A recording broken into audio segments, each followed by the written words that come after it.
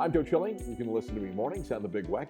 Joining us today in The Big Weck's Buffalo on the Rise is Tom Lonzi, who owns Tom's Pro Bike. Tom, welcome. Thank you, Joe. You're one of my favorite people to talk to. Good to see you again. I know you're a bike rider, so we get along. And you know, I think that, you know, I see everywhere I look now, I can't go without seeing some sort of an ad for an e-bike. I mean, they've really come of their own, I guess. They have exploded, yes. And people are using them for transportation as well, right? Using transportation, recreation, just to go have fun. Commuting is actually a big thing now. People, especially with the price of gas, would rather ride to work and not have to pay for parking, save on the gas, and get some exercise. Well, before we get into this, you know, let's make something clear for individuals. An e-bike, isn't just meant to get on and ride like a motorcycle, right? No, it's definitely not. You know, an e-bike, there's 3 designations, and there's a class 1, which is pedal assist up to 20 miles an hour. Okay. There's a class 2, which is throttle, which is supposed to limit at 20 miles an hour. And then there's a class 3, which is pedal assist, that'll go up to 28 miles an hour. They limit it at 28 miles an hour because anything over that, you would need to have it registered with the motor vehicles. You would need to have a motorcycle license. So that's why it's limited at 28 miles an hour. And is there a governor on these things? I mean, you know, people, so, you know, you don't want to have people tinkering with them to see if they can, you know, soup them up. Right. Well, they do sometimes, but what we find is on our bikes at 20 miles an hour, if it's a class 1, the motor shuts off. If it's a class 3 at 28 miles an hour, the motor shuts off. So, you know, if you can pedal it over 28 miles an hour on your own power, then you're like riding a regular bike. But some of the bikes, especially, you know, from the east, they exceed the 20 mile an hour with the throttle. But I see them out there, and they're not legal.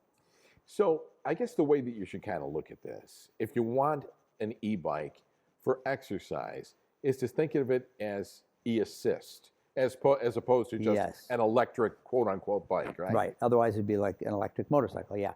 So to get exercise, it's pedal assist. You have to pedal it to go anywhere. It's not going to go by itself. And a lot of people that I've talked to say, oh, why would I want that if I want to get exercise? But you can truly get great exercise with pedal assist. It's just going to make it a little bit easier to get up that hill, or to go a little faster, or to go a little bit farther. And there are different levels, right? Like my bike has level 1, 2, and 3. Yeah. I think at level 1, maybe I can go 10 miles an hour, you know, in assist. Right. And level 2, you know, I can do 15 miles an hour. Level 3, I can go up to 20 miles an hour, whatever the case may be. Yeah. You know, and again, you know, you have to pedal to do this. You're not just, you know, riding around and, you know, I mean, at least with my bike. And I think that, you know, that's important too. So where are you located and how long have you been in business? Okay. Our headquarters is in Lancaster, New York, 3687 Walden. We have another store in Orchard Park on Orchard Park Road by 5 Corners. And then we have another store in Victor, New York, across from the Eastview Mall. I've been in the bike business 49 years, and we've been in Lancaster for 27 years. And is this the biggest change when you start talking about bikes now, and we're talking about e-bikes? Is this the biggest change you've seen in bicycling in the time you've done this? Absolutely. I started in the bike industry in 1974, and any change would be, well, maybe they added another gear to the bikes. But when the e-bikes came out, and we started selling about 12, 13 years ago, we probably sold 3 or 4 e-bikes that year. Now, they're almost 50% of our business, and the beautiful thing about it is it has allowed so many riders to continue to ride, and it brought new riders in that otherwise wouldn't be interested in riding. And do you sell regular bikes as well? Absolutely. And do you service bikes? Yes, we service all types of bikes, you know, from, you know, tri-bikes, road bikes, mountain bikes, pretty much everything. Recumbents? Yes, yep. Yeah, the thing that makes me nervous, I rode a recumbent for about a year, is because they're so low to the ground, right? And I know you have that big whip on the back with a flag on it. Unless I'm with a group of people, I get nervous that drivers can't see me. And I don't know, with the distracted driving out there sometimes, it makes me nervous as to whether they're even looking for me. let alone seeing me, Yeah, right? I'd agree 100%. I know as a rider myself that a lot of times drivers just don't see you, and when you lower that a couple more feet, it just makes it almost impossible to see them. So we're not big fans of recumbents, and sometimes I'll ask recumbent riders, why do you ride a recumbent? And they're like, well, I can't get comfortable on a regular bike.